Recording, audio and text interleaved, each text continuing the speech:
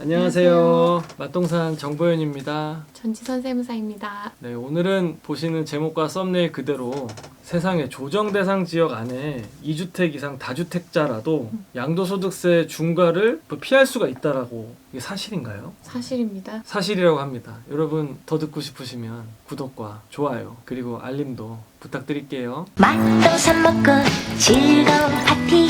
자, 흔히들 조정대상 지역이라고 하면 네. 그 양도세가 2주택인 경우 플러스 10%, 3주택은 플러스 20%에다가 장기보유공제가 배제된다라고 흔히들 알고 있거든요. 네. 근데 중과가 아니다? 다주택자인데? 이거 어떻게 이해해야 되는 건가요?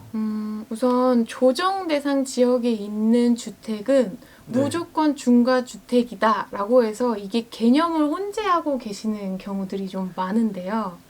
저는 아니고요. 일단 네. 그러니까 최근에 대전 청주 같이 갑자기 조정대상 지역으로 포함된 곳에 다주택자분들이 이거 많이 헷갈려하세요. 네. 조정 지역과 중과 주택수 산정하는 그 기준은 좀 별개로 보셔야 돼요.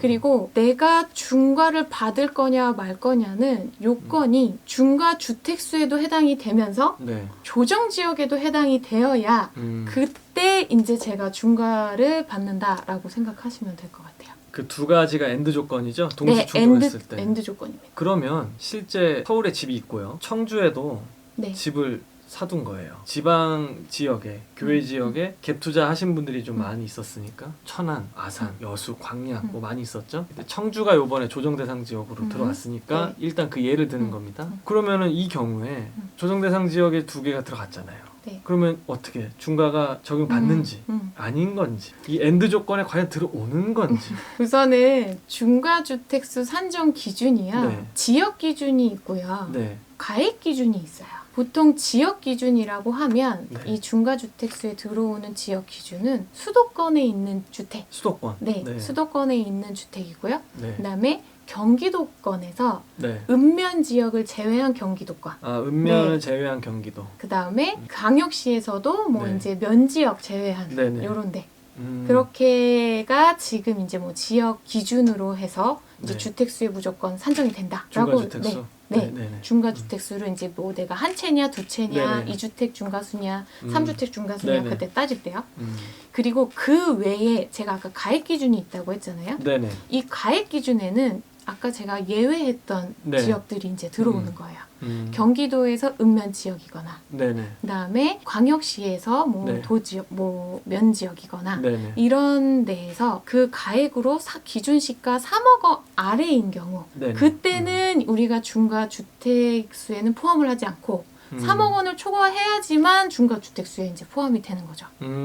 알겠습니다. 그럼 다시 돌아와서 네. 이 엔드 조건에 해당이 안 되기 때문에 청주에 있는 주택이 조정대상 지역이긴 하지만 중과주택으로 안 된다. 될 수도 있고 안 될 수도 있는 게 네. 청주 같은 경우에는 그냥 도지역이죠. 충청도. 그렇죠. 네. 충청도 지역. 제가 그래서 지역 기준으로는 중과 주택수에 포함하지는 않는데 네.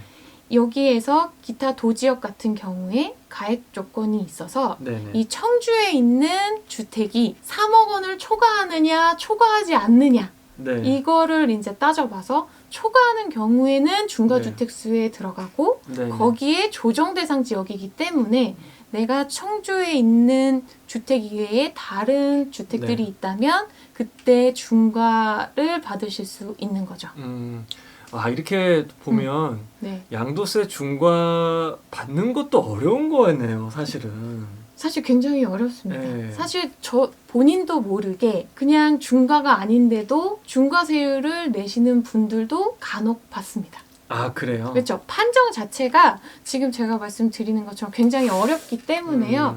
되게 혼동이 될 수 있어요. 차근차근 봐야 되는 부분이라서. 그렇죠. 그리고 이게 공동주택 공시가격 네. 있잖아요. 네. 그러니까 이것도 좀 살펴봐야겠네요. 세금 내긴 하지만 그것까지 면밀하게 보진 않으니까 이게 좀 중요한 것 같아요. 왜 그러냐면 그 최근에 이제 서울 수도권에서 그 메인 한 채가 있으신 분들이 이 3억 원도 사실 시세인지 기준시가인지 잘 구분하지 않은 상태에서 일단 멀리 나가서 사놓으면 보유주택수에서 빠지는 걸로 아시는 분들이 있더라고요. 네.